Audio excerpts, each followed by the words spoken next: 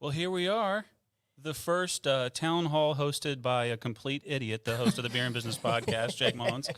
Welcome. We've got Phil Crane running for City Council Post number 4 and Kim Learnard running for Peachtree City Mayor. So first of all, thank you very much for your time tonight. And can we show these guys some support for doing all they've done so far to serve our community?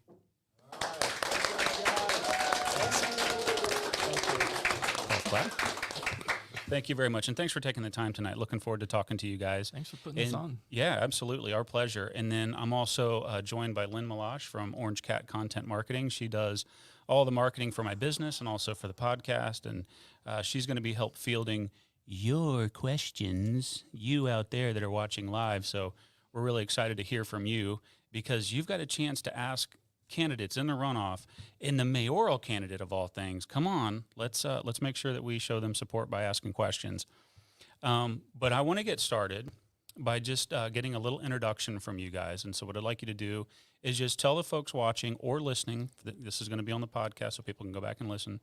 I'd like for you to tell them a little bit about yourself and why you chose to run for local office.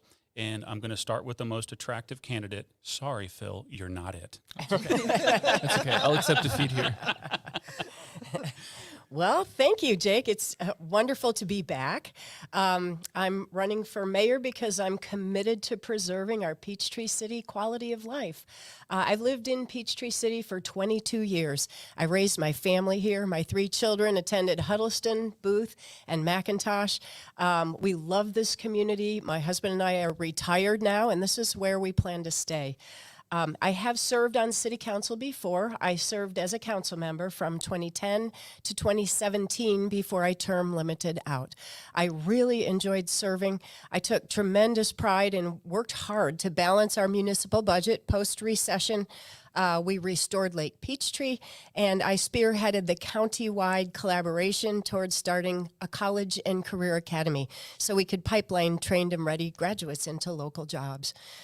Since 2017, I've continued to serve, first of all, as a vice president at West Georgia Technical College, and then as the director of the LINK, Noonan Coweta's new multi-use path system. So I've had an opportunity to continue to grow my relationships with business and nonprofits and surrounding communities in the ensuing years. I'm glad to be here. A couple things I'll mention real briefly. I am an engineer. I worked in manufacturing for 25 years, and 10 of those years was with the Georgia Department of Economic Development.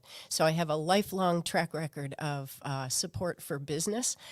My 3 top priorities for Peachtree City center around roads, recreation, and redevelopment, and I know we'll get to more of those details later. Awesome. Well, thanks so much for coming in. You mentioned the link. So I actually live in Coweta County, but I office here in Peachtree City.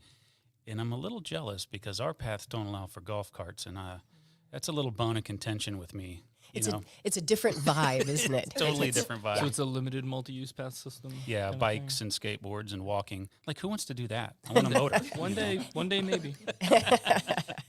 Well, Phil? Sure. So I'm one of the rare Peachtree City natives. I was born in Peachtree City, a house actually off of Pine Gate Road, and I graduated from McIntosh High School. I've worked several jobs in town, and after going to grad school and meeting my lovely wife, Jillian, who was out in the audience making faces at me, we've decided to come back here, and this is where we want to raise our family and start our business. So one of the greatest advantages I have is that I've been here basically my entire life. And I bring a unique perspective of someone that grew up here. So everyone's talking about how we need to make sure that the younger generation is coming here. Well, I'm the younger generation, and I'm here. So let's give a voice to that generation that we want. I'm a chiropractor in town. I front face the community every day when I work. So I work within the community, right in the center, right actually over there in the whole 5474 mess. But I'm excited to do this because over the last year, I've spent as much time as I possibly can figuring out exactly what it is to be a city councilor and work in local government. And it's both entertaining, fascinating, and I'm ready to do it. Well, that's awesome. Well, thank you both. First of all, I just want to start with a personal thank you because one of the things that has really come to to the surface over the past couple of years, especially since we've gone into this pandemic, is that national politics are really messed up, and we need strong leadership locally. And I know it's a lot to serve, and there's no guarantee that you're going to make the office, and you don't do it for the pay, because sorry, it doesn't pay a lot, folks. But it's a great thing that you're doing, and I appreciate you giving your time back to the community. So appreciate that. Thank you. I want to start with, and I'm going to let you open with this, Kim, since you brought it up. The first thing that I wanted to talk about, we are sitting here, right behind us is the 5474 interchange, and traffic is something that I'm hearing a lot in this race. I'm hearing it from the candidates. I'm also hearing it from people, and so I'd like to know from you, Kim, what are your plans to deal with traffic in Peachtree City, and maybe how do you differ from your opponent in some of your approaches? Sure. First of all, there is, I have good relationships with the people who will be able to sit down with us at the table and figure this out. If this was an easy fix, it would have been done by now.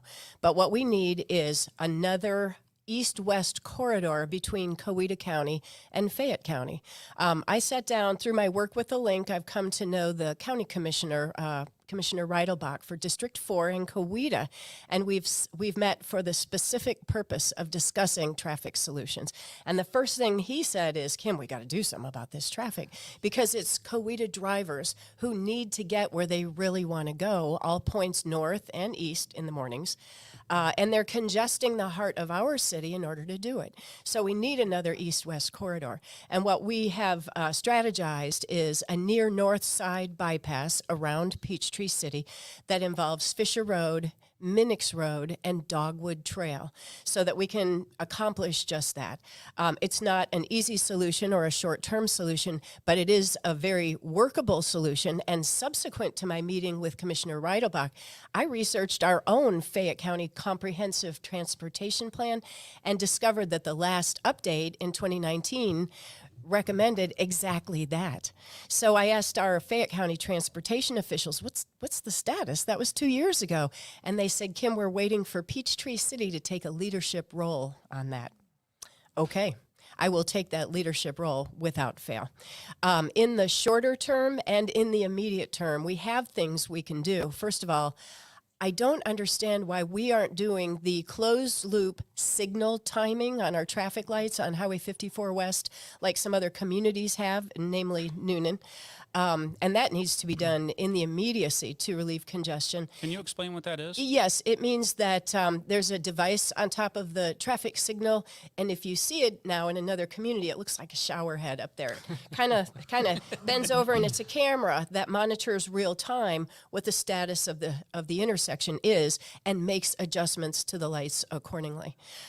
We only have it on 5474, and I'm going to tell you, I think it's not working. So let's take another look at that. That needs to be done first off. And then when I was on city council, we commissioned a study of the traffic corridor on the west side. It was called the Pond Traffic Study, Pond Engineering. And they recommended a list of short-term, medium-term, and long-term solutions. We immediately got busy. We did intersection improvements at Plantera, at McDuff. We put in a continuous green T traffic light at Line Creek, all per the study's recommendations. But it's time to continue to advance down that list. And one of the priorities of mine will be addition of a lane on 54 westbound between 74 and the county line. The real estate is there. Now that I've mentioned it, you'll see it. It looks like either a green grassy median or striped pavement, and we need to implement that additional lane westbound. So westbound from the county line to right here at 74. Gotcha. Because when you think about it, what we have is 2 lanes of traffic on 54 heading west, but we introduce a third lane of traffic with this 74 southbound drivers who wish to turn right and head to Coweta. That makes 3 lanes of traffic going into 2, and we can resolve that. Yeah, that makes sense. Where do you feel like you differ in your opponent on your plans for traffic solutions? You know, my opponent has not come up with any specifics at all. No ideas about a bypass, no ideas about specific adjustments to make at our existing intersections. I haven't heard anything real concrete there. Okay. What about you, Phil? So I have, again, the unique perspective of sitting here and waiting for all of my patients who are late because they're stuck in 5474. I mean, today I got a text. It was 3 minutes after her appointment. I promised the light's green. It's not moving. I'm trying to get there. 4 minutes later, it's still green. It's still not moving. I'm trying to get there. And I respond with, it's okay. Stop texting while you're driving. So yeah, no, it impacts everybody, whether you live here or not, because you have to go through it. Definitely echoing what Kim said, if it was easy, it would have been fixed already. One other thing, though, was the TDK extension was a hot topic kind of towards the beginning of this race, which is a south side bypass as opposed to the north side, which I fully agree with. That is the better call. And the benefit of the north side compared to the south side is the north side also benefits Peachtree City, whereas the south side really only benefits Coweta County at the expense of Peachtree City. And then where Kim was talking about the 3 lanes of traffic heading west, where you have 74 south turning right on the 54, one of the things being done with the delayed or displaced left turn lane is also going to be a no right on red there. So you know how people are constantly coming across and blocking the box? Well, that right turn there is part of the culprit. So being aware of what the problem is and asking what the problem is sometimes too, because is it just Coweta? No, it's not just Coweta. Is it just Peachtree City? No. Figuring out the whole scope of the issue and then working towards a solution is my goal. Now, can you explain for people that may not have been paying close attention, what is the challenge with the TDK extension? So the TDK extension will funnel a bunch of traffic from the south side of Coweta County out onto 74, right where Crosstown is. When Crosstown crosses over 74, it becomes a TDK extension. And so you have 3 directions you can go if you're coming from Coweta. You can either head south and go back into Coweta near Sonoy. You can head east and go down Crosstown, or you can head north and hit the wonderful intersection that it's supposed to fix at 5474. And so if you hit 5474, you're part of the problem again and not the solution. And if you head south, it's kind of a really long way, like 3 lefts to make a right to get back to Coweta County. And if you go straight, it's actually the biggest problem because Oak Grove Elementary sits right on Crosstown. And it's a 2-lane road, and it doesn't have the right-of-way to be any bigger.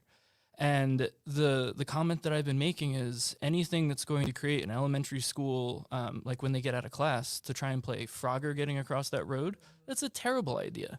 So that's, to me, the biggest concern there is the elementary school, and it doesn't solve the perceived problem. And where do you feel like you differ over your opponent on traffic solutions? To my knowledge, my opponent has said to work to come up with a traffic solution. So I guess we're both working towards a solution. I have no idea how he's doing it, though. Specifics matter. Right, yeah, details. Yes. So I want to stop here and just for those of you that are watching us live right now, this is your chance to interact with the candidates. So you can send them questions if you want to know if you got something on your mind. We won't give your identity up. We do see it at the end who asked the questions, just by the way. I'm kidding. No, we would love to hear from you. All you have to do is if you're watching on YouTube or you're watching on Facebook, just put a comment in and we'll see it real time and we'll ask them the question. And if anybody in the room has questions, we would also field those as well. So if there's something on your mind and you want to hear from the candidates, just raise your hand and I'll call on you. While we're talking roads, and I'll give everybody a chance to submit their questions or think of them if you're here in the room, talking about traffic, a related topic that I've seen come up is Huddleston Road. So I'll start with you, Kim. What's your vision on Huddleston Road? Where would you like to take it, and how would you get it there? So what a great question. First of all, we have a challenge in Peachtree City, and that is attracting young families to our wonderful city, or in many cases, attracting young families back to Peachtree City. Our demographics indicate an older population. Nothing wrong with that. I'm one of them. And I love it here, and I'm never leaving. But I have 3 children in their young 30s. They all have children of their own. And as much as they loved being raised in Peachtree City, they don't live here. And they think there's nothing to do. And I think we have an opportunity to revitalize underserved area. Do they know we have a Walmart? No, There's Target. the- Target. The kids do like There's Target. Sorry about IHOP, that. you know, the nightlife. Peachtree City's Or wonderful, Taco folks. We're Mac just if you having get bored at IHOP. Taco right? Mac, Yeah. yes. But what they're looking for is like some of these town centers that have popped up in cities like Fayetteville and Peachtree Corners and some of the north side areas. They want a safe, walkable, place-making corridor where they can sit outside on a patio, order a sandwich and a Lion Creek beverage, and watch their children play in a safe community space. I envision spin-offs from Lion Creek Brewery. We've seen how successful it is over there. I think we have room for a food truck park. How about some small music pavilions, some natural playscapes, boutique retail. One of the most important factors of my proposal for Huddleston Road is the fact that the current city council is planning to use federal American Rescue Act funds to run sewer. All these years, Huddleston Road has never had sewer. Can you imagine trying to run a business or a restaurant on septic? That's what it's been. That's the score over all these years. That's so a big septic tank. that's a big tank. Yeah. So with the with the new installation of sewer, we'll finally start with an opportunity to really bolster the commercial and industrial establishments that we have over there. If we put in sewer and fail to run golf cart path while we're torn up, then we've missed a golden opportunity to really clean it up over there. And while we're at it, why wouldn't we introduce a design overlay and do some cute things, some aesthetics, some gas lamps and some banners and some hardscapes and landscapes and gardens. I think we could do something really wonderful over there that could introduce nightlife, make it golf cart centric, because that's what we do better than anybody else in Peachtree City. And I think it could be pretty spectacular, support small business, attract young families, and that's quality of life for all of us. Well, I do spend a lot of time over there. I love Lion Creek, the official beer, the Beer and Business Podcast. We love you guys. Subtle. But I got to be honest, Huddleston's ugly. It's Yeah. not. So I like the sound of It's that. rough. It's rough. It's rough. It's a little rough around the edges. underserved. Yeah, and I think there's a big opportunity. Follow-up question for you then, Kim. How would you go about making the change, and what happens to some of those businesses that are there now? Do they get displaced, or First of all, they're privately owned, and I've spoken to the majority of the property owners up and down Huddleston Road, and they are as excited as I am about the possibilities. Out of the 25 properties on Huddleston Road, 17 of them are already commercial. This isn't a matter of a mass rezoning, and our property owners deserve to have highest and best use of their property. Interesting. Phil, any comments on Huddleston Road? Sure, I'll do a small part on that, and I'll go in a slightly different direction. Okay. I will disagree with Kim a little bit, but I'll come up compromise at the end, I promise. So No, I want to be mud prone. Take off the jacket. no, that's not my style, unfortunately. Just kidding, folks. So we're here. My wife and I are here. We're going to start a family here for what Peachtree City is and not what it can be. And that's not to say that I'm against every single possible future development, anything like that here, but we moved here for what it is. And I like some of the ideas for Huddleston. I do. But I don't know if nightlife is what Peachtree City needs. One of the concerns is we are unique. We are a leadership community who has started golf carts, and now the Link, who doesn't have golf carts, but you have paths Right. now, right? So Yeah. you're doing the same thing, and my concern would be if we create a downtown, we've now homogenized what we are to all the adjacent counties, and we're now competing with them. Right now, we're an anomaly. We're in our own category, and we're number one in our category. If we create a downtown, we're competing with the other downtowns. So my compromise is, why not create a committee, which by definition has to be chaired by the mayor, of people who have moved here in their 30s and 40s, the young generation that we're talking about, and ask them what they want, why they moved here, and figure it out. If there's the demographic for these changes and people want it, absolutely. But if it's not that, if we put these changes here and that young generation still doesn't move here, then what? So Yeah, it's an interesting it's an interesting situation because Peachtree City is such a wonderful place. I love it. I mean, I live right across the county border, so I spend a lot of time over here. My business is here, so to me, even though my address is not Peachtree City, I consider it home. and it does have a lot of features. And so I think one of the most important things for leadership is going to be striking the balance between preservation and also how do we move into the future. So excellent. Thank you for that. While we're on the topic of things moving, one of the topics that I've seen come up a lot is golf cart path safety. So I'm going to go to you first on this one, Phil.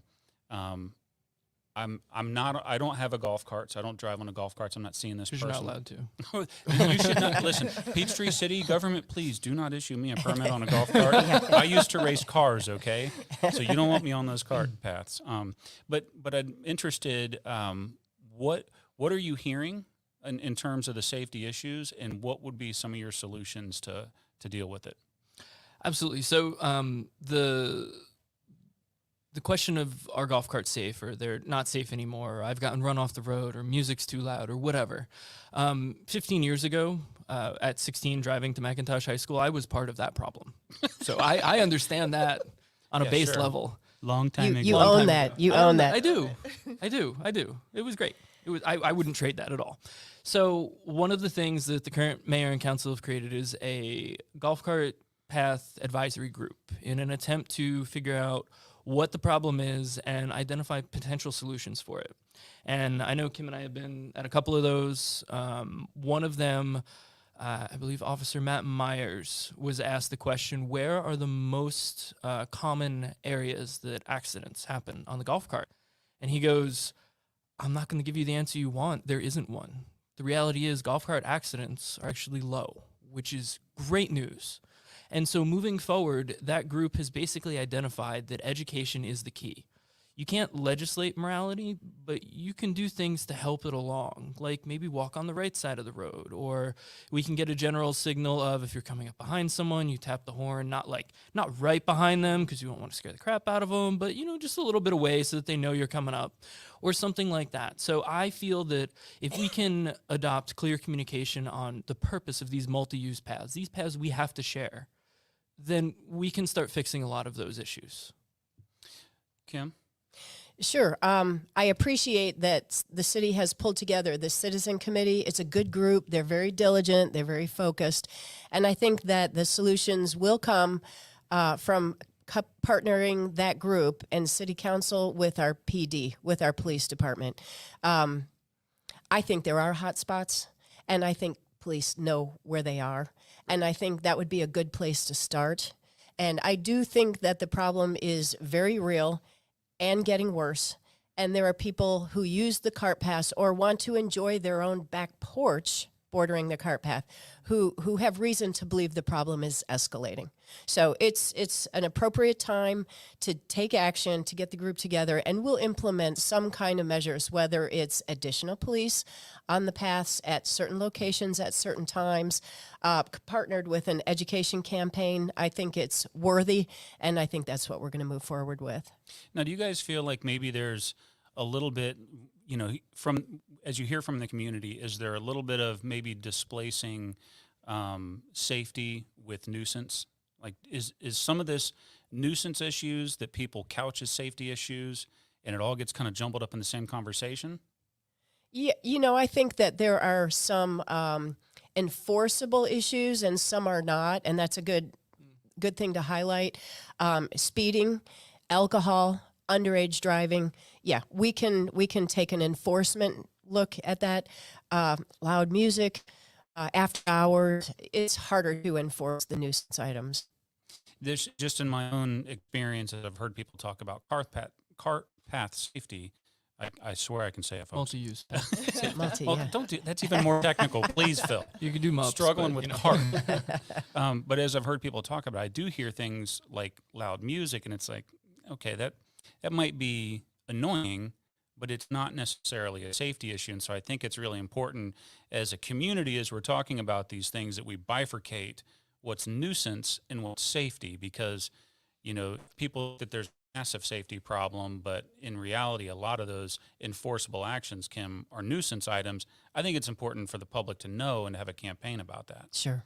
Yeah, one of the things, I kind of fall right in the middle of, who the problem is. And the louder voices. We had an event at Drake Field that was a golf cart safety event, and one of the things that was hammered home was the problem is all the teenagers. It's all the teenagers. It's all the teenagers. Well, during the school day, I watch the non-teenagers out my back window that are golfing, loud, yell, profanities, alcohol.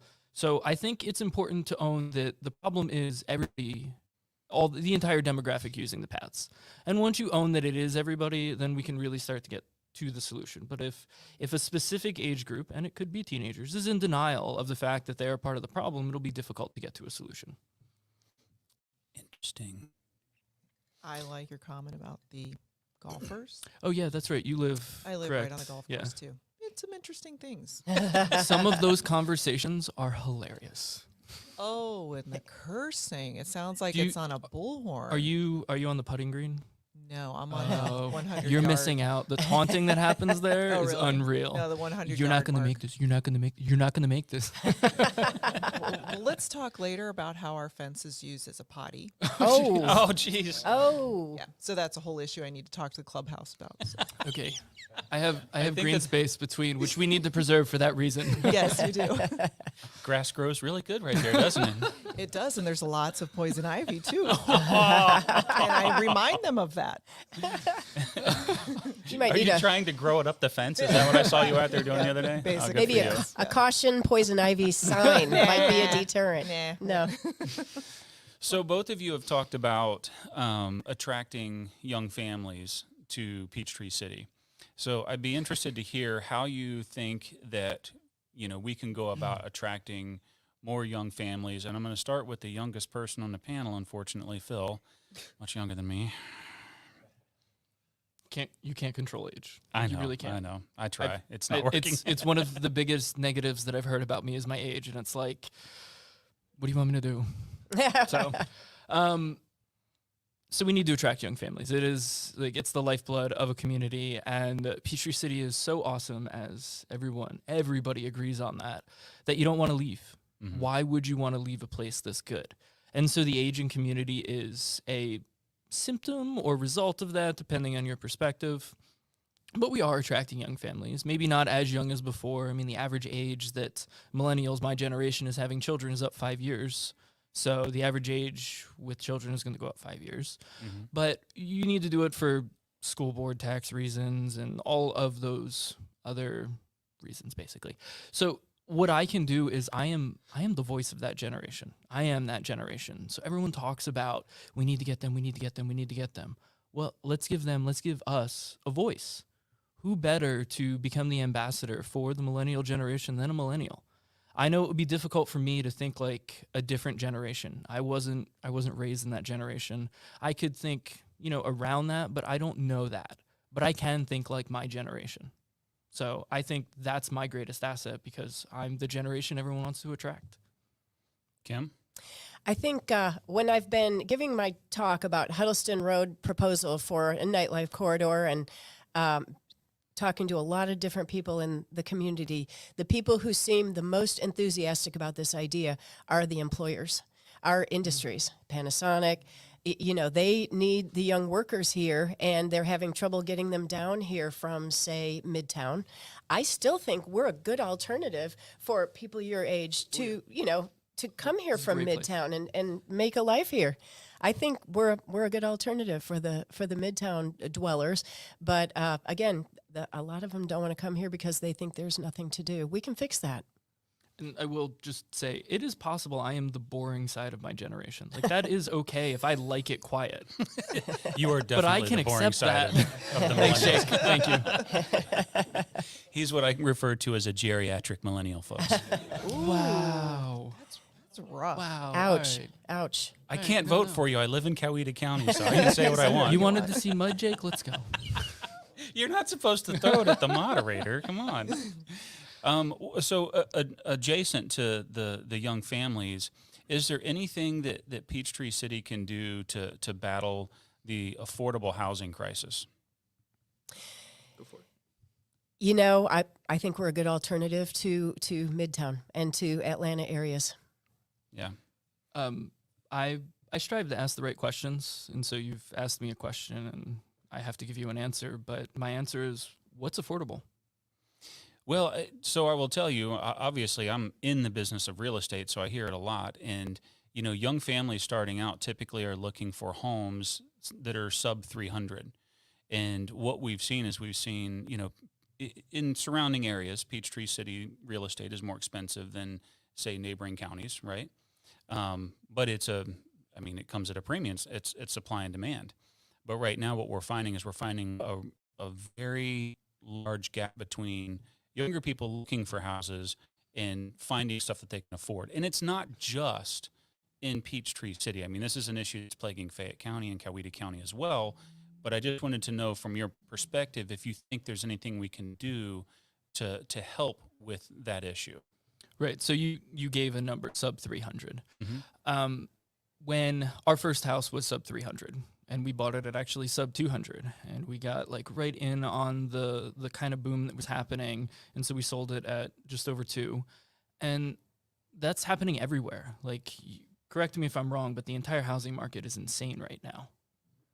It's tough. Yeah, so it will eventually correct. I don't think we're going to have the double black diamond downslope that some people are predicting, but it will eventually correct. But then to ask another question, how much of that is government's job? Peachtree City is pretty much built out without annexing or bulldozing something or rezoning major areas. There's a finite amount of space, and there's a point in time where you have to accept that you can't fix the amount of houses that are in the area without expanding. Sure. If I may, I think we don't have a housing problem that isn't reflective of the national housing situation as a whole. Yeah, I wouldn't disagree with that. And on that, I recently became familiar with the term LCI. I'm sorry. and I had never heard of it before. So, Phil, I know this is part of your platform, LCI and apartments, kind of along the same line. Can you explain what LCI is for somebody that's never heard of it, and, Sure. and talk about your stance on apartments? Yeah, so the Livable Centers Initiative is a grant program from the Atlanta Regional Commission, which I'm pretty sure is the 13 counties that make up the metro Atlanta area. And what it was an aim to kind of revitalize areas, adding green to urban jungles. And one of the ways to do that is to create a walkable community. And I look at that and it's like, hey, we have that. Peachtree City is a walkable community. I mean, you look it up in the dictionary, it's Peachtree City. If anyone says paper dictionaries, obviously. But, it is Peachtree City. And then the other half of that is with multi-use facilities. And whether you like or dislike multi-use facilities, one of the big selling points that I've heard is that they're a net zero for traffic. But I disagree with that. If you have someone coming in to work the coffee shop or the restaurant on the bottom floor, they're probably not making enough to afford to live up top. So they're coming in to work. The person up top is leaving to go work their job to allow them to afford it. And we don't have a lot of multi-use here, but we have the village concept, which in my opinion is far superior. So when the LCI came down here from the ARC. It's a grant program to get everything. It's a market study, essentially, and they pay for a lot of it. So Peachtree City got $120,000 market study for about $30,000. Whether you implement anything of it, you got that market study. There's valuable data in there. Now, do you want to put apartments at the tennis center or at Drake Field or these other places? No, probably not. I feel like if you put apartments down on Drake Field, they'd have a fantastic view of the traffic that is 54 backing up for a mile. So that's maybe not the best idea. Right. And it's people that don't live or know Peachtree City trying to come down here and tell you what's best. And that doesn't work for me. Kim? Sure.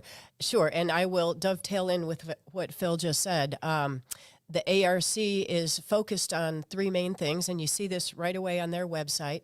Walkable communities, multimodal transportation, and housing across the spectrum. So they came down at the behest of our current city council and did this study. Well, we already have a walkable community. We already have alternative transportation. So that leaves one thing, and that is the housing issue. And sure enough, they found opportunity where you could put apartments in, like Phil said. You could put apartments in that green space over there, or here on the other end of West Park Walk Shopping Center, or at the Huddleston Road area. And they had all kinds of ideas on where we could put apartments. And it became concerning for Peachtree City citizens as a whole, to the extent that the current city council did shelve the project.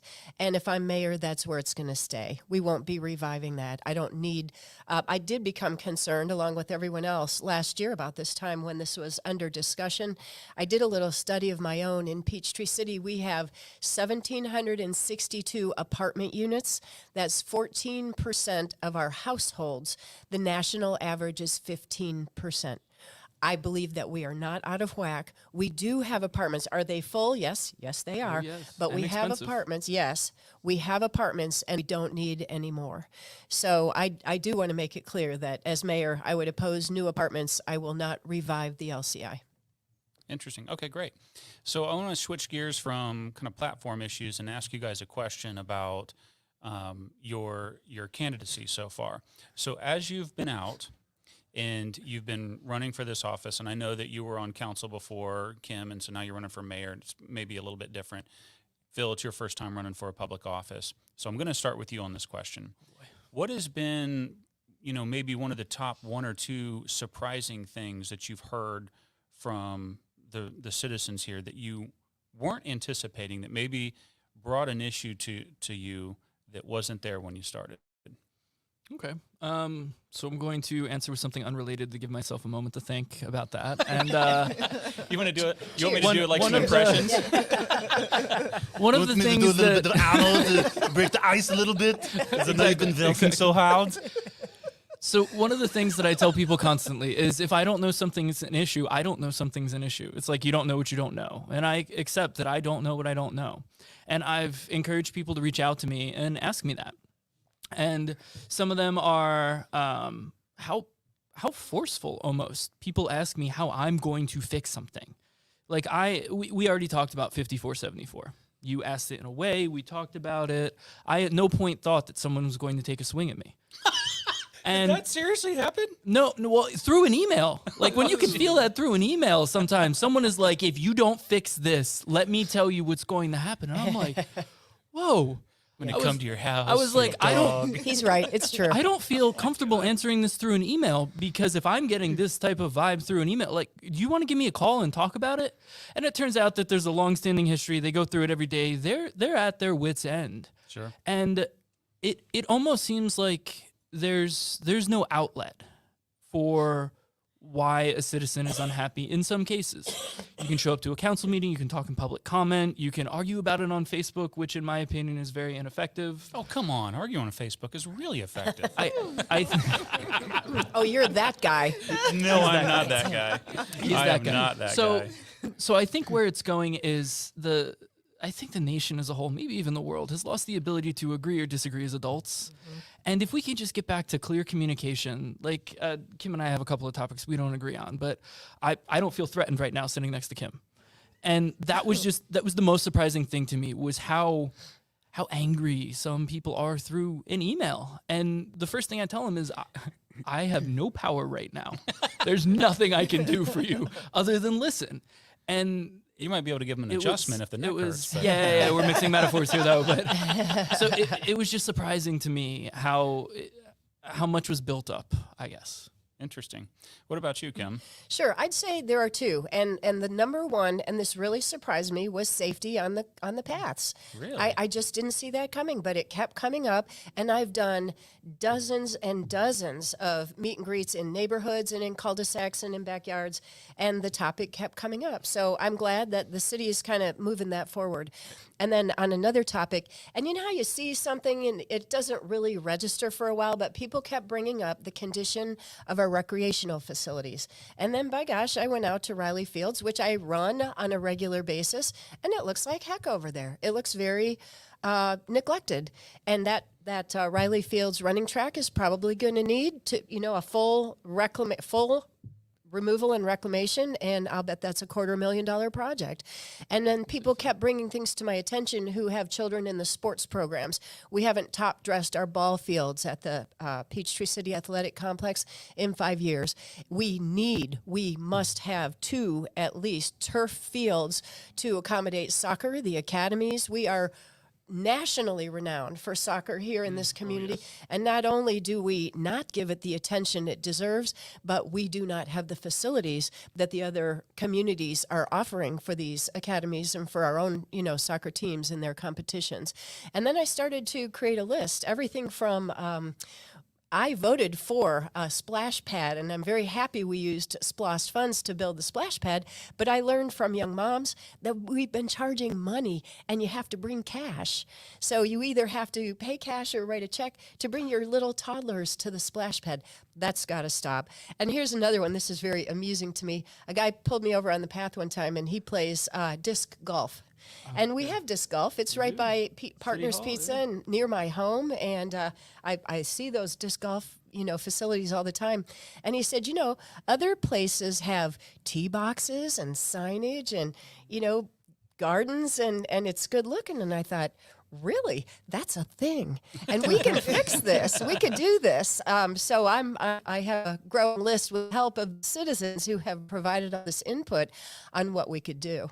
Also, I will highlight that if we get to talking about budget, we have an awesome city budget. I'm proud of the hard work that we put in when I was a new council member in 2010. At that time, we were unsustainable, but I worked very hard for 3 years with 2 of my fellow council members, and we fixed it. And we created a wonderful, robust, sustainable budget, and then we went after our debt instruments. And this was still post-recession when the interest rates were quite low, and we either restructured or paid off all of our debts. We used to pay 0.39 mils every year in our property tax bill just for debt, and that became 0 several years ago, and it's remaining at 0. So Peachtree City has that 0 debt. We have 49% in reserves, and next year will be a SPLOST year.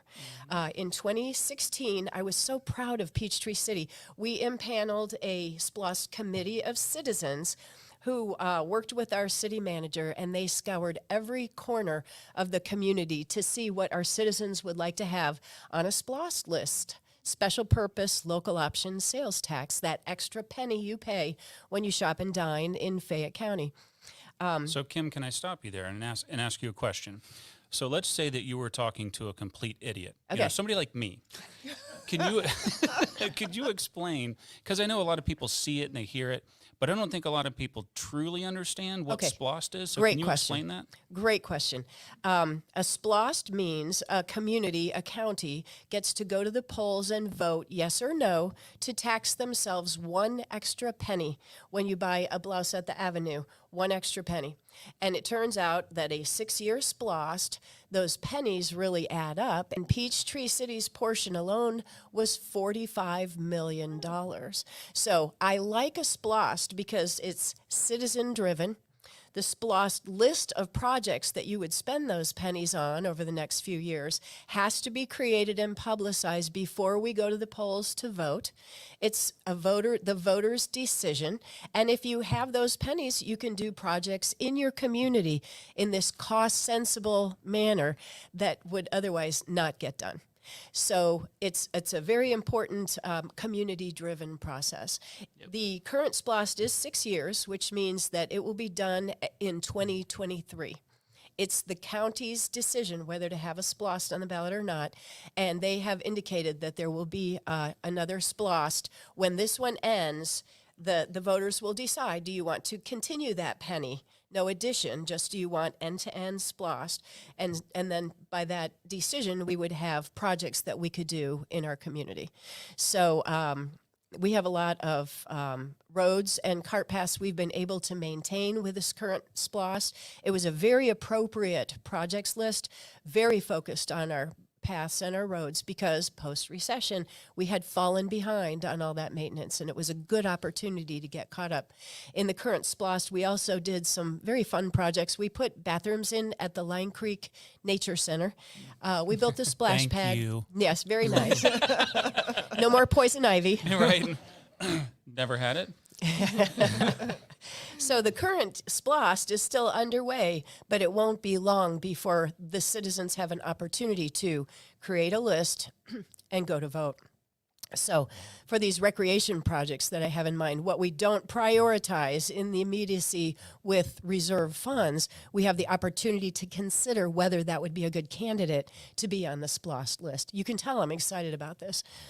Oh, I appreciate you taking the time to explain it, because I think even though a lot of times you'll see the signs like funded through SPLOST, a lot of people don't connect the dots. Right. And personally, I really like consumption-based taxes like this, because Consumer driven. Right. You make the Yeah. decision, and it's a very small one. So, and I like small taxes, I'm not going to lie.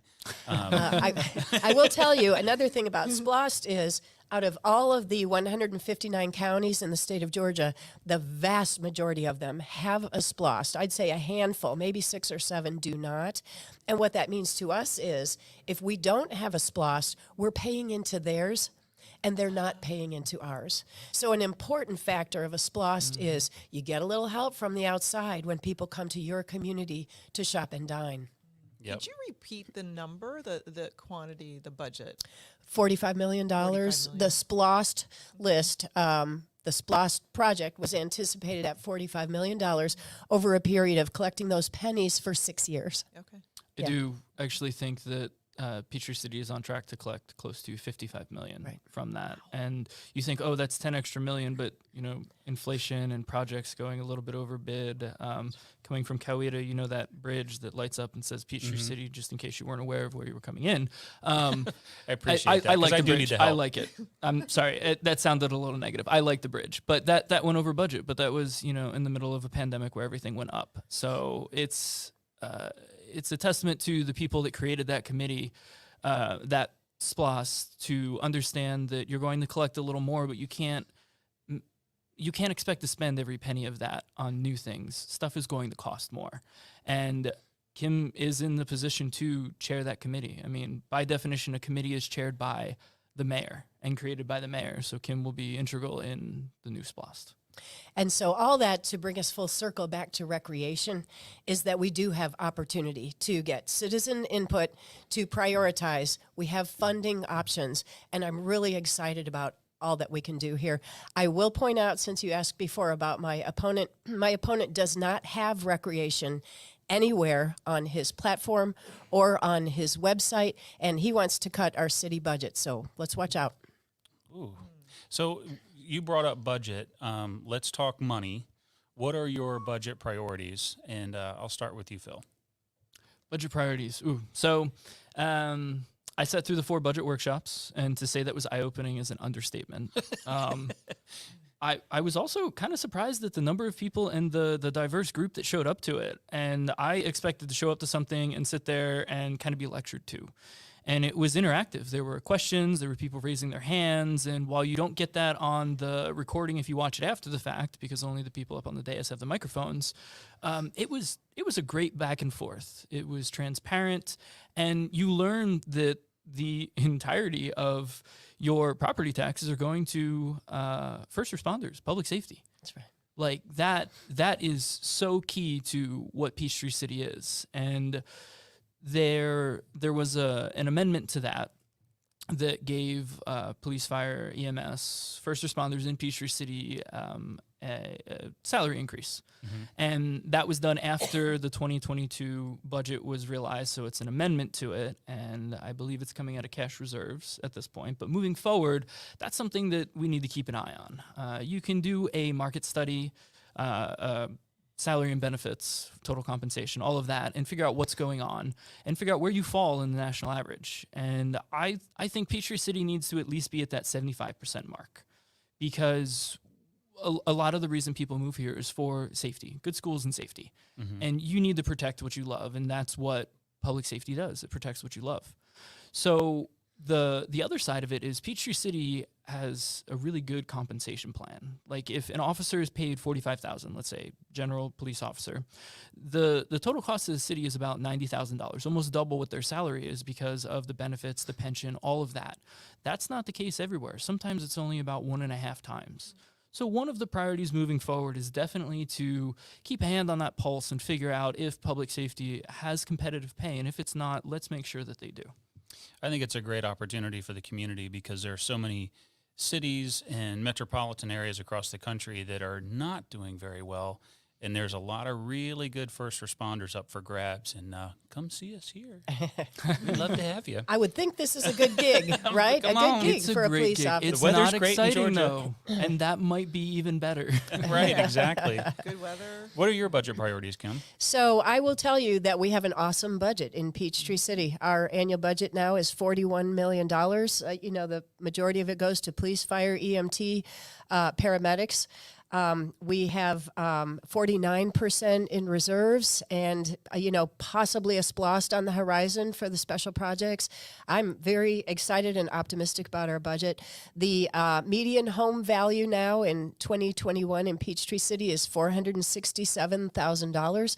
That generates a tax bill of $1,131 or $94 a month for all that we do here and all that we have, our roads, our paths, our parks, our amenities, our recreation. I love it. It's very responsible, and it was created by a very public process, and I'm proud of the work that our city council has done.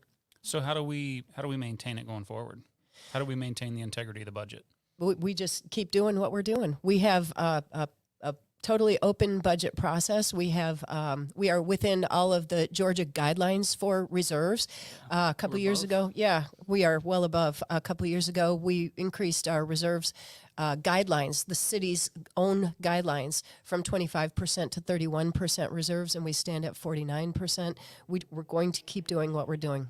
I know this might be an in-the-weeds question, but it's a very relevant one right now. And are you at all worried about how inflation might, because inflation, we just hit a 10-year high. I mean, 6.3, something like that. yeah, it's pretty crazy. Are you at all worried about how that might impact the budget? Sure, it's something we have to keep an eye on. In fact, we bumped up to $41 million this year because of, and our city manager put a very responsible explanatory article in the Fayette Daily newspaper explaining that everything costs more now, from gloves for the EMTs to asphalt. Everything is costing more. So it's something we have to keep an eye on. But even with all that, it's worth mentioning that our city council lowered the millage rate for 2022 budget from 6.232 to 6.043 to offset a 3.5% increase that came from these appraisals going up. Excellent. So a related topic, and by the way, any questions in the room? Don't be shy. Okay. They're shy. They are shy. They don't have enough Line Creek back there, so maybe we should pass them around. I think that might be the problem. So related to budget, what are your visions on economic and community development? I know we've talked a little bit about this in piece parts, but can you kind of ladder up and talk about what your overall vision is for development? I will start. Go ahead. We have a very responsible city council and a very active Fayette County Development Authority. How it works when it comes to bringing large industries to your community in Georgia is most every county has a county development authority.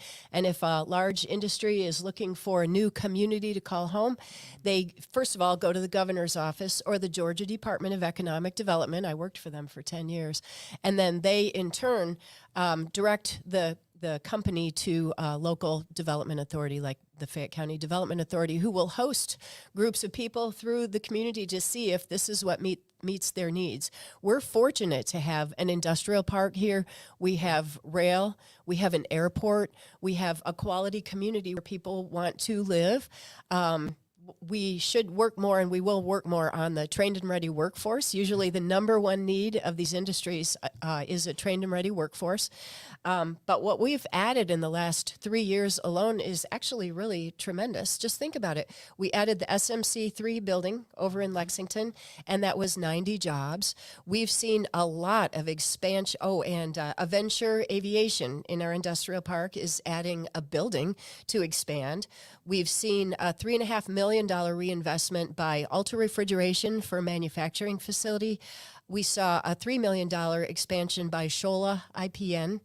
a $6 million expansion by LaserTech Metalworks, and on and on and on. And right now there are two more projects in the pipeline that are not named yet. One will be a $70 million investment in our community, and another one will be a $22 million investment, and they will hire 45 employees and 35 employees respectively.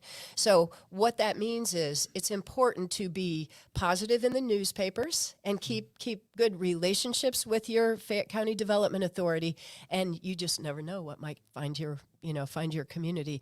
But in the last 3 years, we've added $150 million in Peachtree City.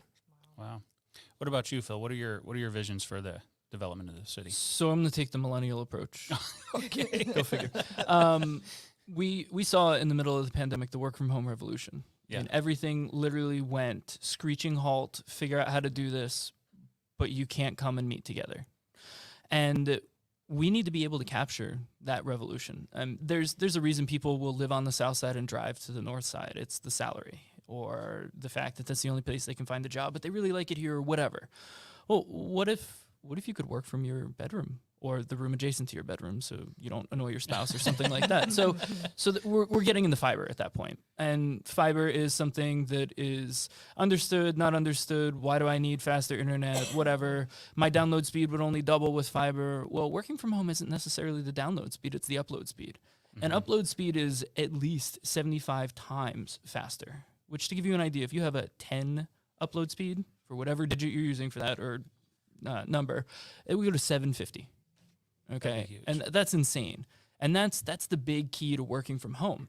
And so we're seeing that shift. And if we can capture that work from home, then our economic development could turn into the fifth room in a house or the fourth room in a house. It'll make someone want to buy, you talked about affordable housing, that slightly more expensive house, because that one room, that's their office. Sure. So that's their commuting costs, that's their office rental, that's all of that.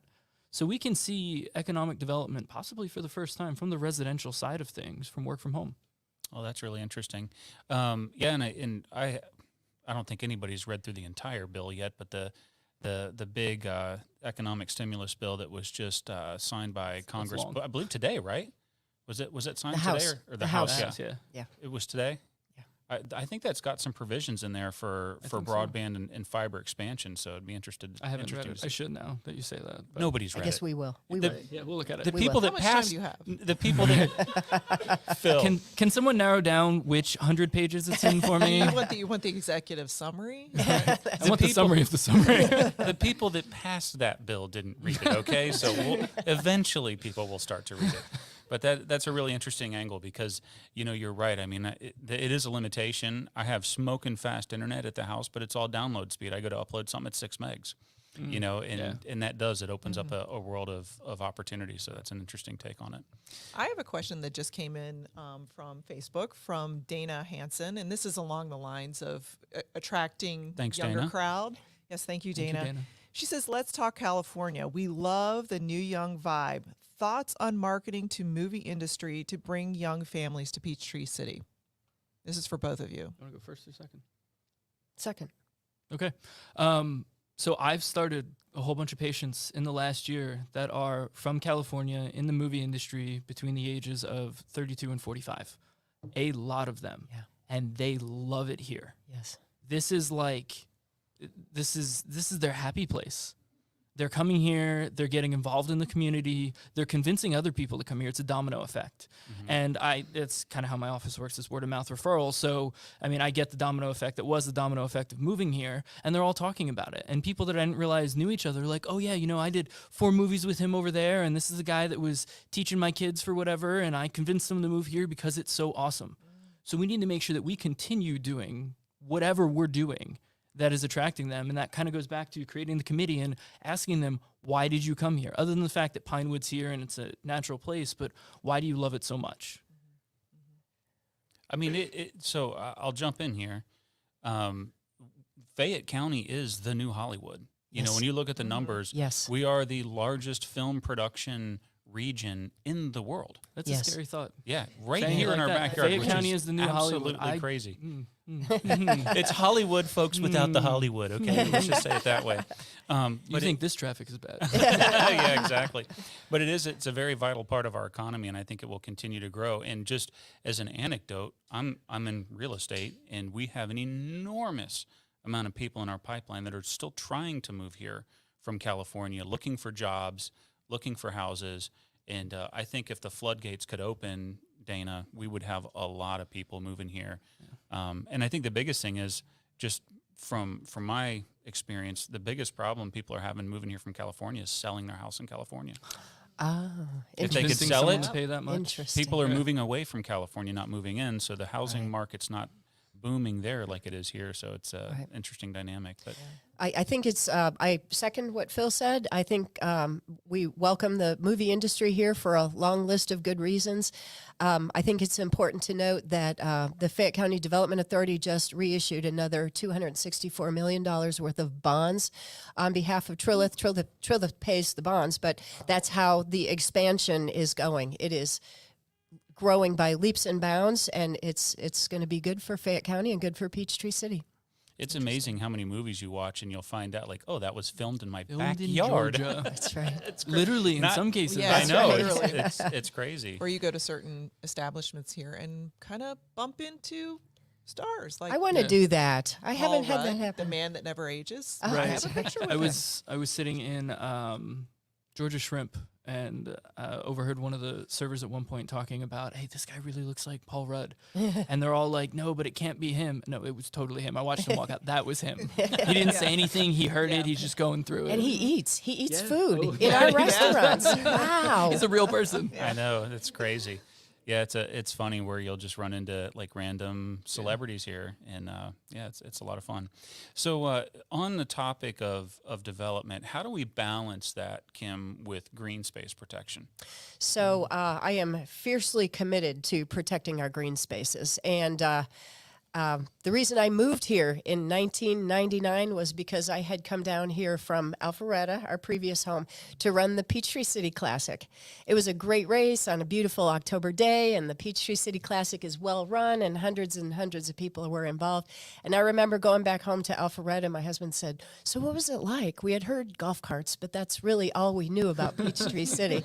And I heard myself saying, well, it was really pretty. It was rolling. There was a lake, a lot of green, very modest homes. And 1 year later, we moved here. I love the character of the city. We're fortunate to have these protections. I will absolutely keep them. I was deeply concerned with all the LCI discussions last year where they were seen as opportunity to place apartment buildings. That's not going to happen on my watch. It's part of what makes this such a quality community. Phil? So my story of moving here is I was forced to by my parents. That doesn't. Thanks, Mom and, and Dad. and thank you. No, you're right. Thank you. But I can tell you their story because that's what I kind of grew up hearing. I was born here. I moved away like when I was 1, and we went to South Carolina for a short amount of time, then went to New Jersey because that's where a lot of our family was. And I grew up hearing the story of why my family moved down here. So my father's a chiropractor as well, and when he decided to go back to school, Life University was the school to go to at that point.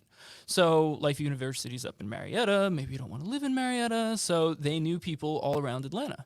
And so when they were coming down to look at the school, they planned 2 days with each couple, I think, that they knew. And they were going to look at the surrounding areas because they didn't want to live in Marietta but close enough to commute. Well, fortunately or unfortunately, depending on your perspective, the first place that they toured was Peachtree City. And they loved it. I mean, they went around and they toured it on the golf cart. And I grew up hearing this. And unfortunately for the other 2 couples, they did Peachtree City first. So they still went there to kind of look at it, but they were like, no, we're totally going to Peachtree City. And so then in 2004, I had no decision in this. In fact, I was ripped from New Jersey, but that's okay. It's still a good move. It was, thank you. And came back down here. No, really, it was a good move, I promise. Because this place is awesome.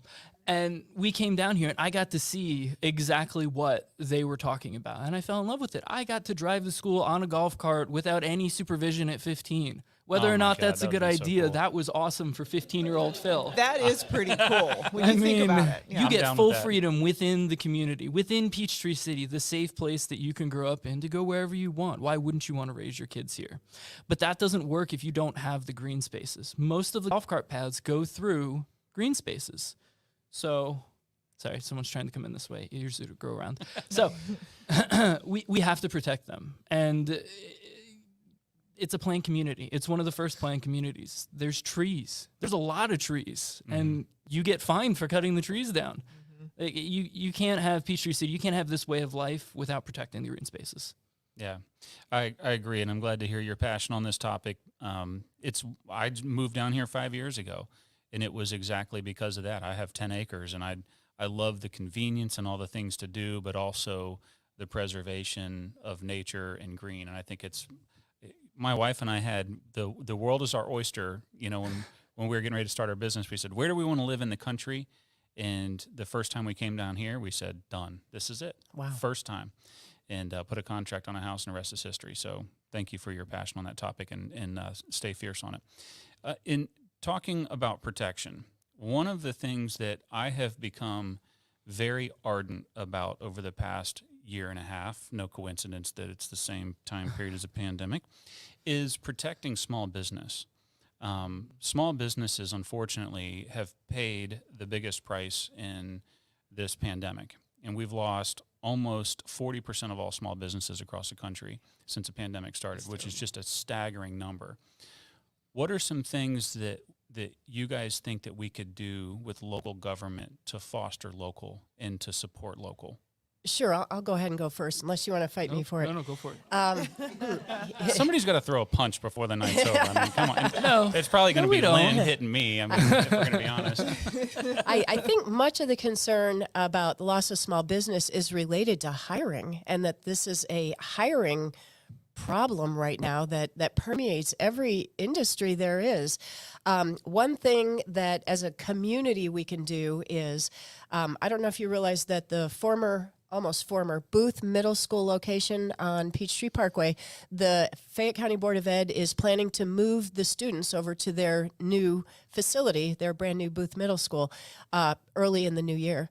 And that leaves a location. Now, it is owned and operated by the Fayette County Board of Education, and it's my understanding they're getting leases with colleges. So that is my wheelhouse. The tech ed is my wheelhouse. Southern Crescent Technical College should and must find a happy home here. Fayette County is the largest county population-wise in the state without a robust physical presence of a technical college, and I think we have a lot of opportunity there. I hope to see Clayton State come in and some of the technical programs from our high schools, and I hope we can interface with our local businesses, help our industries interface with this location, and steer some of those technical programs. There is a real opportunity for that kind of a partnership. My background is in West Georgia Technical College, technical education. I have an engineering degree and a master's in adult education.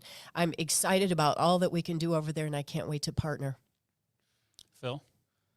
So I want to come at this from two sides. One, I can't stop thinking like a small business owner for some reason. It's probably because I you am are a one? small business owner. That helps. And when the pandemic hit, you're talking about a year and a half, right? It was you get 10 weeks for the PPP, the Paycheck Protection Program.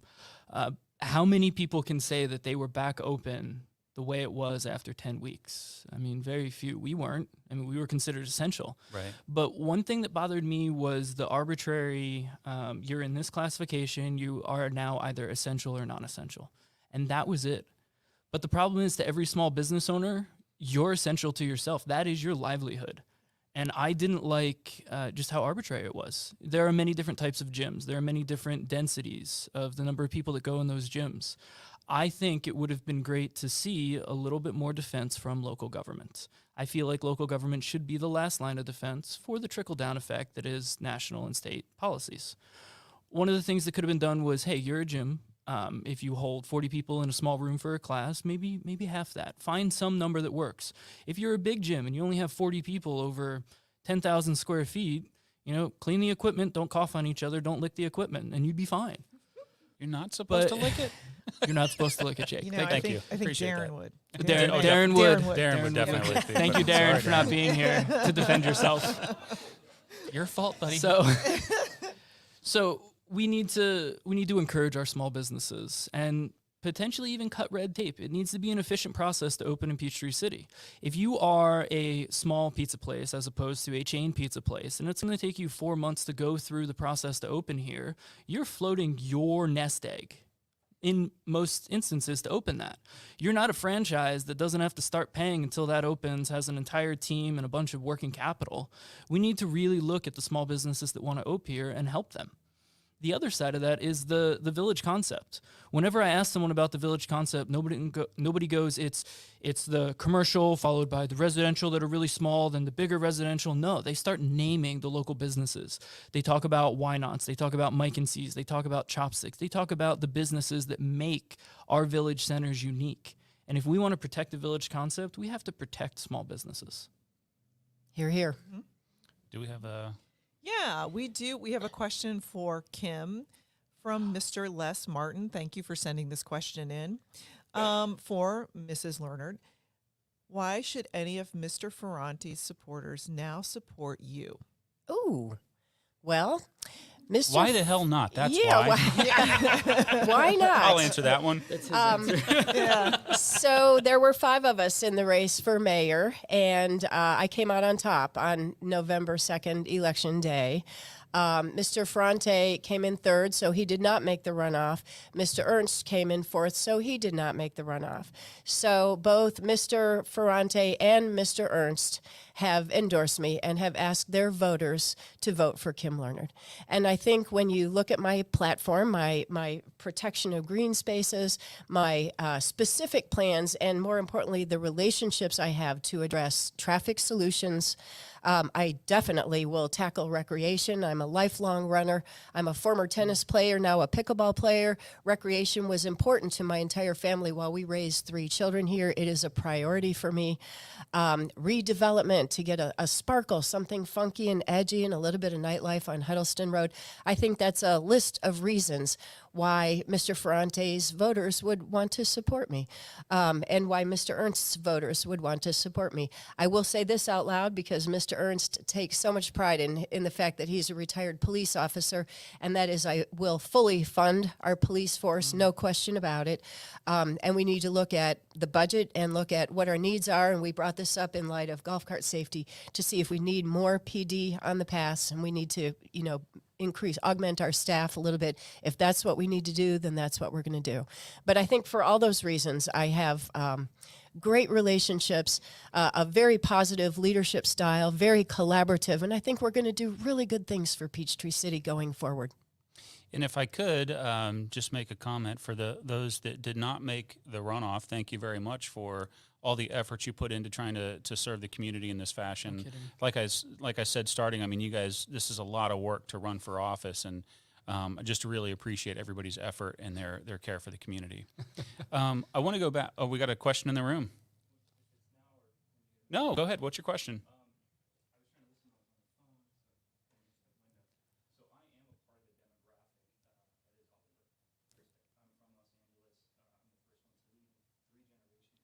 Welcome to the East Welcome. Coast. Wow. Yeah. So can I just, so people listening can't hear. So we've got somebody in the room.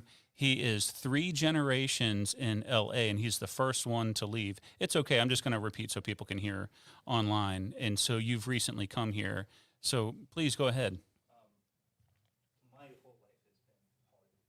So coming from that as well, I mean, I loved where I was from. It's not what it was 20, 30 years ago. Mhm. I have a 7-year-old daughter, and I moved here because of all the things we're talking about the bubble, about the safety, about community, about faith. You know, and Hollywood was a secondary reason to move here. Sure. To me, the first one was community. Having been a part of that world and choosing to leave it because I know what happens to small towns that infuse themselves with the concept of growth and productivity, evolution. Yep. Where does the line stop for Peachtree City? And have you guys considered Yeah. what that slippery slope can look like with having too much integration with corporate funding, corporate integration? That's a great question.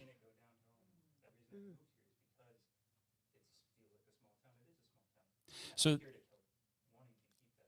So thank you very much. I want to repeat his question. So those of you that are listening or watching us live, he's telling us that. What is his name? Yeah, what's your name? Dorian Kinji. Sorry, we're calling you out, but Well, I just want to say welcome to the community. Yeah. Yeah. No, we really appreciate that. Oh, yes. Wow.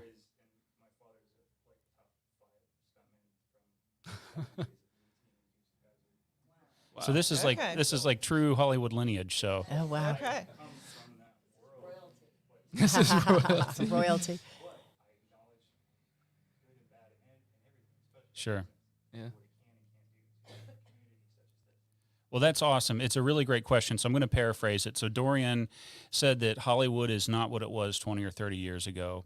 He moved here because of the small town vibe and all the great things that we've talked about. And I think ultimately his question is because he's lived the film industry, he's here now, but he wants to know from you guys, where's the line? You know, because he moved here because of the family. You had a 7-year-old daughter? 7-year-old daughter. He loves the community, the faith, the atmosphere. So he is interested in where is the line, you know, because he doesn't want this to be Hollywood. He left that behind. I'll go. Sure. You're good.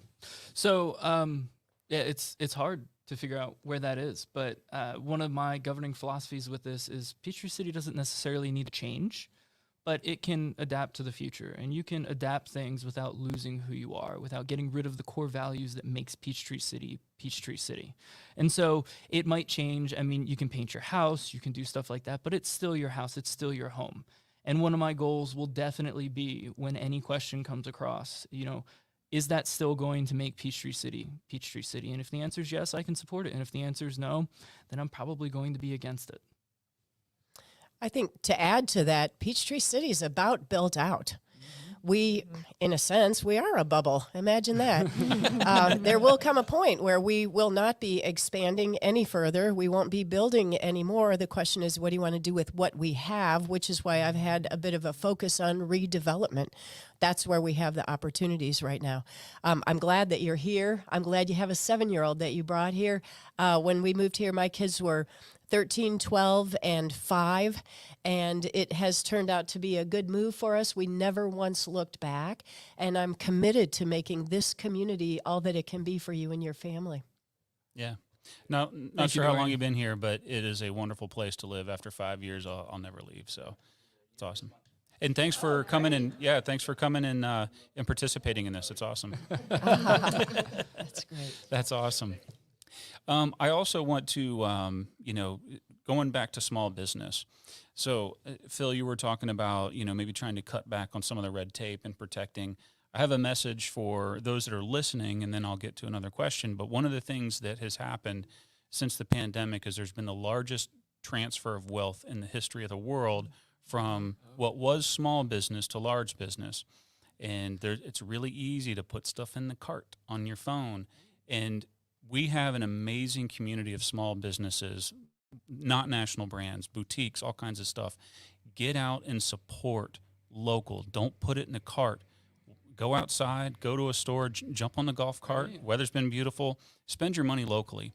Isn't that, can I say something? Isn't that coming up right after Thanksgiving? It There's Black is. Friday and then Small Business Saturday. Is that Yeah. right? Yeah. Let's Yeah, do it it. is. Let's Yes, get out there. absolutely. Support And local, There's please. a small business Saturday at Launch and Go usually, right? Is he doing it this year? I'm not sure. Now Okay, we're if he calling him out. doesn't, that's Darren, if another you're not reason doing it, to you make need fun to. of Darren. Okay? But Darren used to at least do Small Business Saturday, which he'd let a whole bunch of small businesses show up here and do what they do, sell their stuff to the community. Yeah, and we've got a lot of cool stuff like Night Market that's, featuring a Oh, lot I of love local it. artisans and that sort of stuff. You know the Saturday farmers market alone Yeah. is a Yeah. shot in the arm Massive. here. Local businesses, $1 million a year.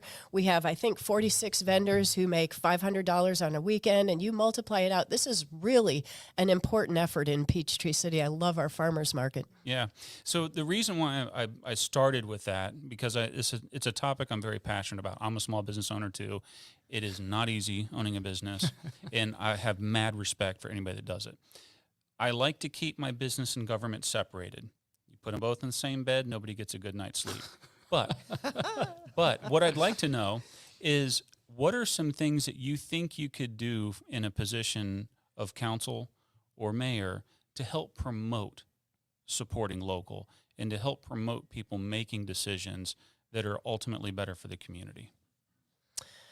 I think one of the opportunities we have right now in Peachtree City is better marketing of our city, and I think that should be a part of it. I'd like to see the Chamber of Commerce move to Peachtree City. I think that could be an important focus. We need to find them a location. But they got to Looking give at you. up Truett's Luau then. Yeah, that's right. Fewer luau's maybe. I think that's something we can work on together. We have to market our community. I've been, as you know, I've been working in Noonan Coweta part-time for the last 3 years. They have, Coweta County, as an example, has created a new marketing organization. They call it Explore Coweta, that consolidates the efforts of all of their cities with the county, and they are going for it. They want our convention and conference business, and they are very proactive, and I think we better start doing the same. Ooh, game on. Game on. Phil? Yeah, those are kind of fighting words. I know. Getting there. I like it. No, I mean, it's challenging. It's, someone else is doing something. Can you do that too? And it's not, we have this, you don't. It's, rise to it. So Small Business Saturday, we just talked about it. And to keep with the alliteration, what if there was a small business summit in which all the small businesses in Peachtree City that wanted to show up could show up and Q&A with the local government? Say, hey, what's going on with this? Or the government could say, hey, how can we help you? Right? I know that sets off alarm bells, like I'm from the government, I'm here to help, but but maybe we could rewrite that narrative a little bit with it and see what's going on. I show up to a couple of different networking groups, not to subtle plug, but I go to the beer and business networking at Lion Creek, and you meet everybody, and you really get a good idea of what the struggle is. I mean, one of the questions is, should I be an LLC or an S Corp? Like that's got to be top 10 for small business questions and stuff like that. Not a huge bearing with government, but I hear those questions constantly. Right.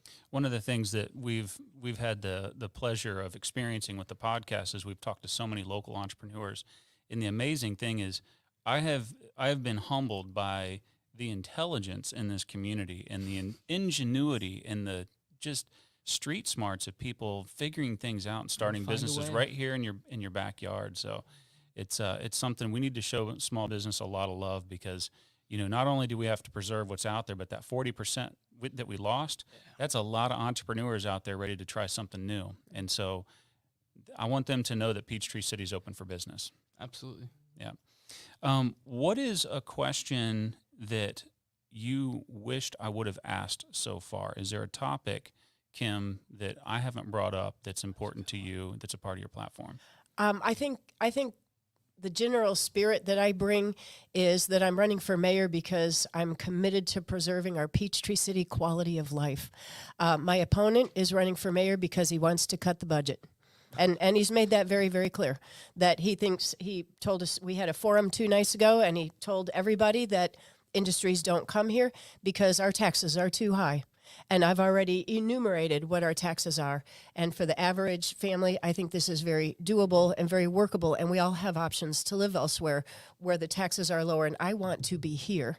And so my intent is to make Peachtree City the very best it can be. Yes, we're going to hold tight to all that we love about Peachtree City, but we have opportunities to improve, to add, whether it's a nightlife or these wonderful night markets and concerts we've been seeing now at Drake Field. My opponent opposed the pavilion, claiming it cost too much money. That pavilion is exactly what it needs to be. It was community driven. It was based on citizen input. Hey, we want more family and community events, and that's what City Council did, and I'm proud of that work. So I'd like to say that's maybe highlights the biggest difference between myself and my opponent. I'm all about quality of life. When I can put anything I want in my cooler and take my golf cart 10 minutes to get to a concert at the Fred, that's quality of of life. Let's keep it up. Let's do it better. And let's just keep up the good work, Peachtree City, with everything that we do so very well. What about you, Phil? Is there a question you wish I would have asked? Yeah, like what are the biggest negatives against you in this race? Because I like to bring them to the front. And we already brought up the one, my age, and well, you kind of brought up your age too. But what can you do about that? Like you can't force time to go faster or slower. But just because time passes doesn't necessarily mean that you've made an effective use of it. Just tell people that you're sorry that you have so much stamina and quick wit. When are you running for office, Jake? Because this will be a blast. It ain't happening. But one of the things that my age brings, aside from the unique perspective, is I have a willingness to learn. And as I said, I've spent the last year trying to figure out what the heck is going on. Like, why can't you just say yes to this or no to this? There's reasons, there's laws, there's precedents. And you learn all that. And I don't think you ever stop learning. And one thing that my opponent actually said in the last thing, since we're kind of on that topic, was, I'm too old to change. You're going to get what you get. And if you like what that is, go for it. Wow. But if you don't, if you want someone that's flexible to look at a situation for what it is and not what it was 20 years ago, then I'm the candidate. I will look at everything and figure it out. I won't base it on something else. That lends the experience, but I'm not going to cookbook Peachtree City. So along those lines, so I wanted to make sure that I give you guys the opportunity to bring things up that maybe I'm missing, but that gives me an opportunity to dovetail into something that I think is really important. If you are elected, what would you do specifically to continue to maintain really strong engagement in a feedback loop with the community? So, Kim? Continue open discussions and open meetings. I've mapped out my first 100 days should I be elected, and I have at intervals in the first 6 months of the new year, the town hall meetings that I would like to have so we can get a focus, whether it's recreation, better communications. I've heard a lot of complaints about our Peachtree City website, or people say, I don't really know what's going on. Oh, hey, we can address that.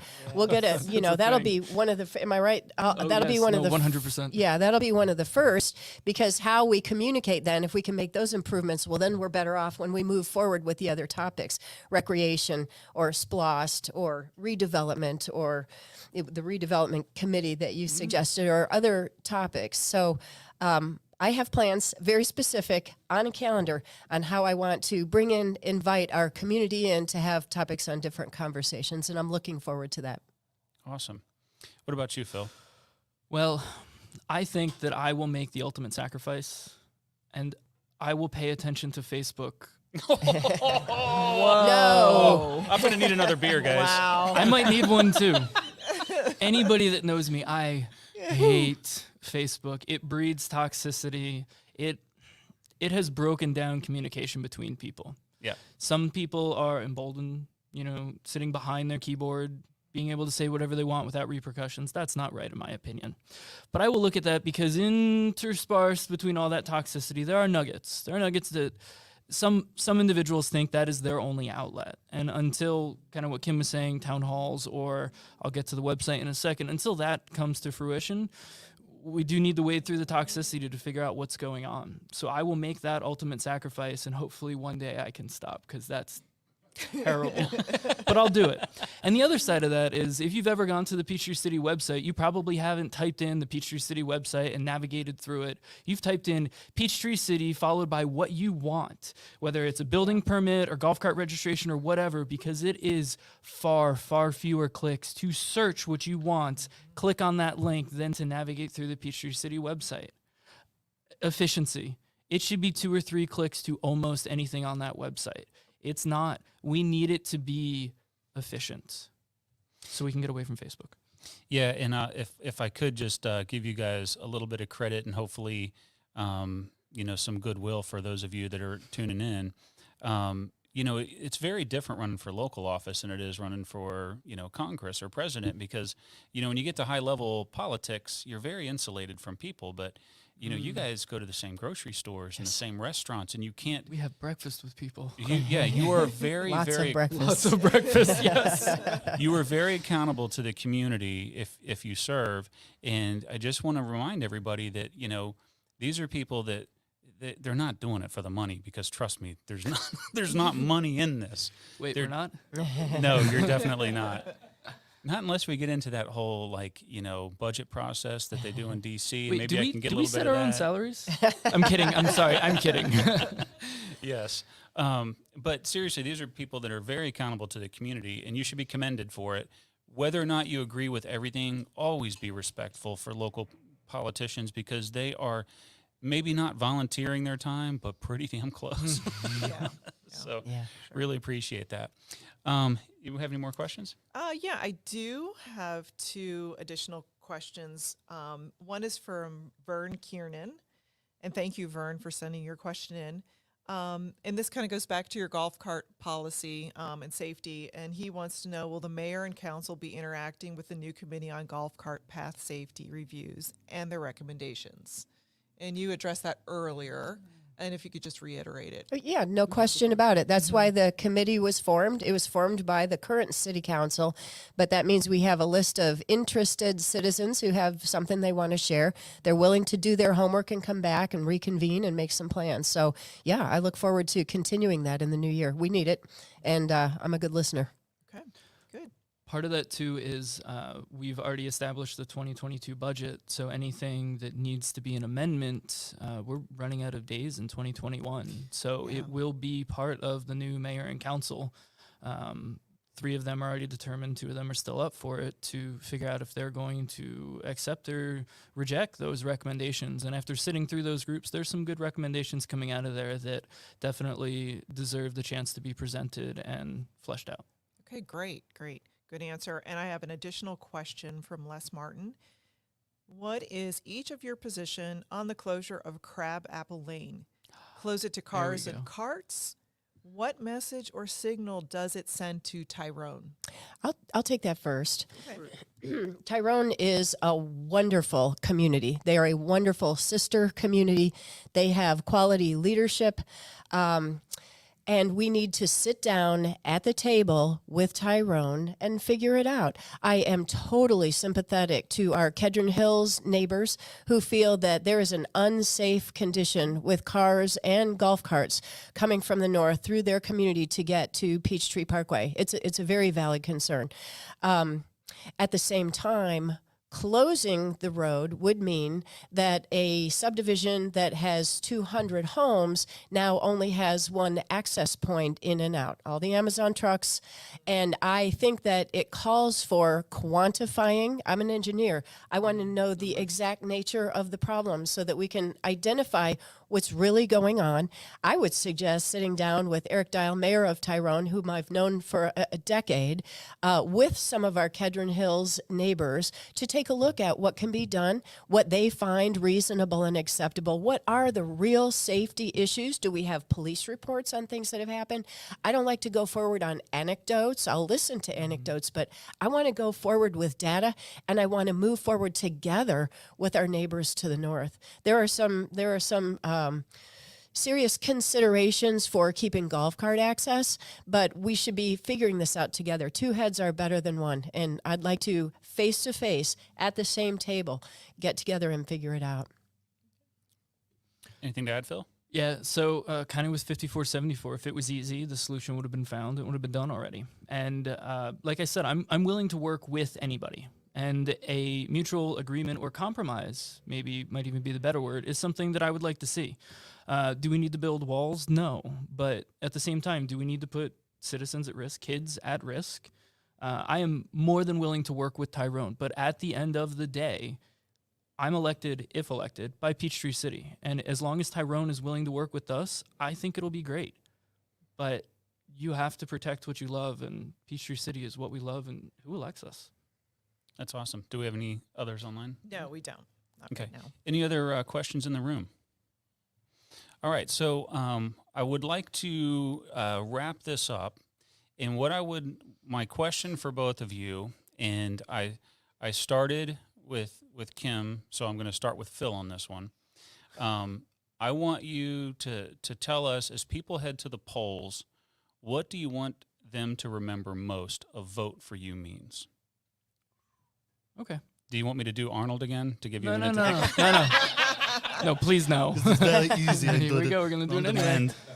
Listening skills, right? No. So, Peachtree City has to adapt. You can't stay the way that you are. You have to make changes. Now, they can be small, and small changes are called adaptations.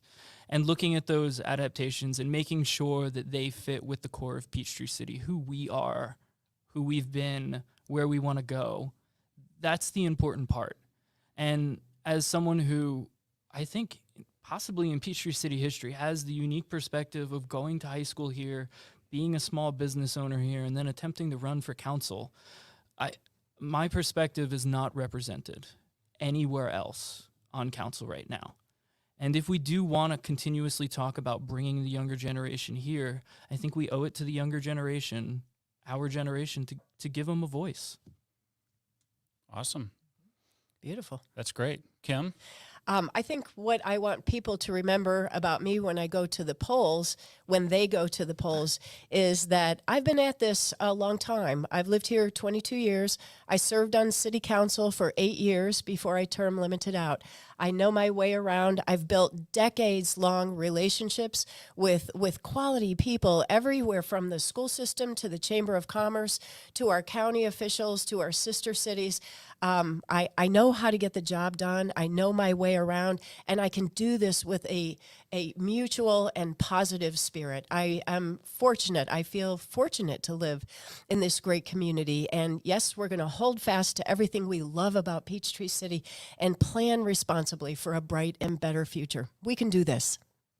Well, I've gotten the chance to know both of you, and I wish I was a resident of Peachtree City because I would be voting, but I can't because I live right across the county line. But I want to encourage all of you to get out and vote for these amazing people. You guys have, I think, a great message for the community, and I really appreciate you taking the time to talk to us and address what I think are some really important questions. And I think you've probably reached some people through this forum that maybe not have been out to some of your events. So I hope that you've been, really educated on this. And yeah, I really appreciate what you guys are doing. So good luck. Voting starts when? Tomorrow. Early voting starts it does tomorrow. start tomorrow. 9 to 5 tomorrow and 9 to 5 Monday, Tuesday, Wednesday of next week at the Location? Peachtree City Library. Okay. Or actually at the Fayette County Elections Office. And then, of course, Election Day is Tuesday, November 30th, 7 a.m. to 7 p.m. at your precinct. So my last question is, where are the celebration parties? Because I'm a party guy. I want to show up, have a little fun.